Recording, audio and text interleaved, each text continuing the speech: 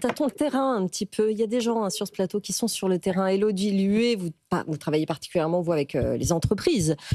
Justement, comment dire, vulgarisation du sujet, les paiements pour les entreprises, comment on se saisit de ces nouvelles technologies. Est-ce que vous sentez effectivement ce changement de paradigme dont parle Jonathan ? En tout cas, aujourd'hui, les entreprises, ce qu'elles comprennent, c'est que les marges, avoir des frais moins élevés, ce sont des sujets importants dans un contexte d'inflation, dans un contexte où tout coûte cher, où même leur survie des fois en dépend. Donc, elles le comprennent par ce prisme-là. Donc, elles sont très pragmatiques. Moi, c'est ce que j'aime beaucoup.